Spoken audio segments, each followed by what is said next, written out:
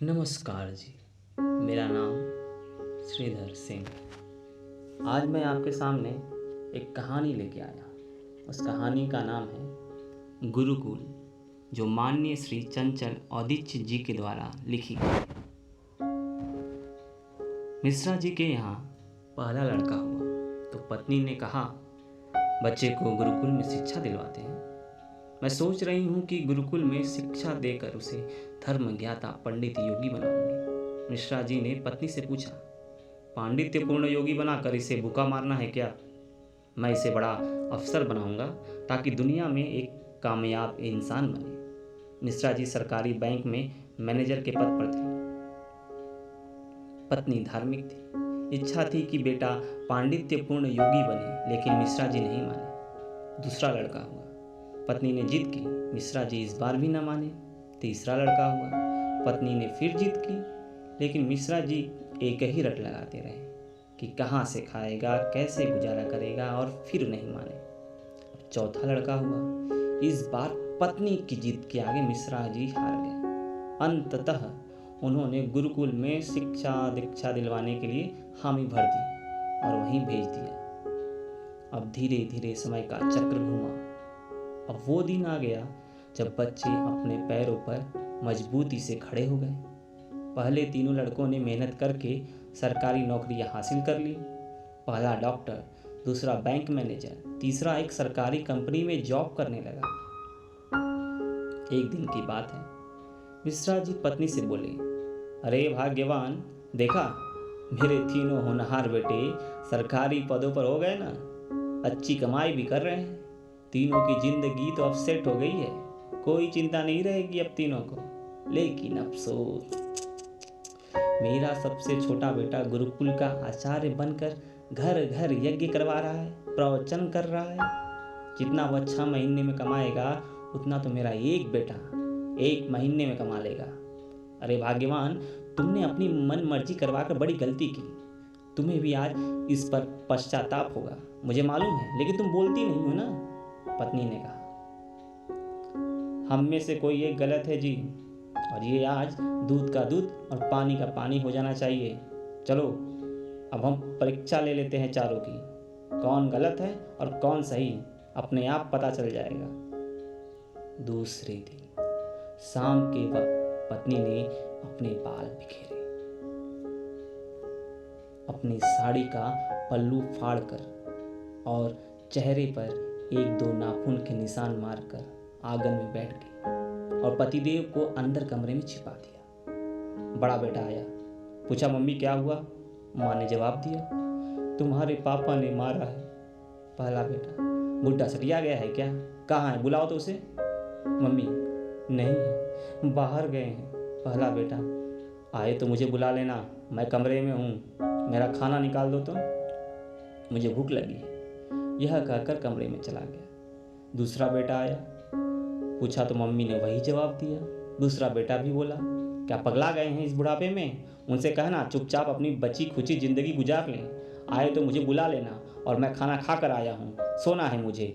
अगर आए तो मुझे अभी मत जगाना, सुबह उनकी खबर लेता हूँ। उनकी यह कहकर वह भी अपने कमरे में चला गया। तीसरा बेटा आया, पूछा तो वह भी आग बबूला हो गया। इस बुढ़ापे में अपनी औलादों के हाथ से जूता खाने वाला काम कर रहे हैं, इसने तो सारी मर्यादा की हद पार कर दी। यह कहकर वह भी अपने कमरे में चला गया। अब मिश्रा जी अंदर बैठे बैठे सारी बातें सुन रहे थे। ऐसा लग रहा था कि जैसे उनके पैरों के नीचे से जमीन खिसक गई और उनके आंसू रोके नहीं रुक रहे थे। किस तरह इन बच्चों के लिए दिन रात मेहनत करके पाला पोसा, उनको बड़ा आदमी बनाया, जिनकी तमाम गलतियों को मैंने नज़रअंदाज करके आगे बढ़ाया, वे ऐसा बर्ताव कर रहे हैं। अब तो बर्दाश्त ही नहीं हो रहा है। इतने में चौथा बेटा हरिओम हरिओम हरिओम करते हुए अंदर आया।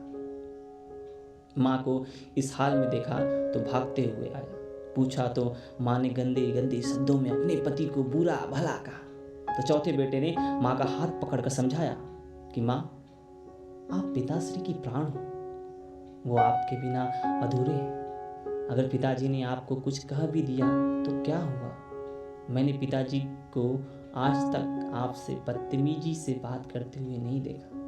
वो आपसे हमेशा प्रेम से बातें करते हैं। जिन्होंने इतनी सारी खुशियाँ दी आज नाराज़गी से पेश आ गए तो क्या हो गया? हो सकता है आज उनको किसी बात को लेकर चिंता हो न हो माँ, आपसे कहीं न कहीं गलती जरूर हुई होगी। अरे माँ, पिताजी आपका कितना ख्याल रखते हैं। याद है ना आपको कि 6 साल पहले जब आपका स्वास्थ्य ठीक नहीं था तो पिताजी ने कितने दिनों तक आपकी सेवा की थी। वही भोजन बनाते थे, घर का सारा काम करते थे, कपड़े धोते थे। तब आपने फ़ोन करके मुझे सूचना दी थी कि मैं संसार की सबसे भाग्यशाली औरत हूँ। तुम्हारे पिताजी मेरा बहुत ख्याल रखते हैं। इतना सुनते ही बेटे को गले लगाकर फफक फफक कर रोने लगी माँ। मिश्रा जी की आंखों में आंसू आ गए। वे अपने आंसू लिए सामने खड़े थे। अब बताइए, क्या कहेंगे आप मेरे फैसले पर? पत्नी ने मिश्रा जी से पूछा। मिश्रा जी ने तुरंत अपने चौथे बेटे को गले लगा लिया। मिश्रा जी की धर्म पत्नी ने कहा, यह शिक्षा इंग्लिश मीडियम स्कूलों में नहीं दी जाती। माँ बाप को कैसे उनकी किस तरह से सेवा करें। इतनी सारी बातों को सुनाने लगी और कहे कि यह सब गुरुकुल में ही सीखा जा सकता है।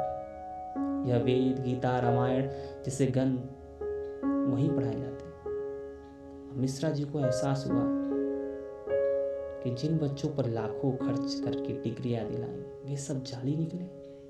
असल में ज्ञानी तो वे बच्चे हैं जिन्होंने जमीन पर बैठकर पढ़ाई की है। मैं कितना बड़ा ना समझता कि मैंने उन्हें कहाँ भेज दिया। फिर दिल से एक आवाज़ निकलती है, काश मैंने चारों बेटों को गुरुकुल में ही भेजा होता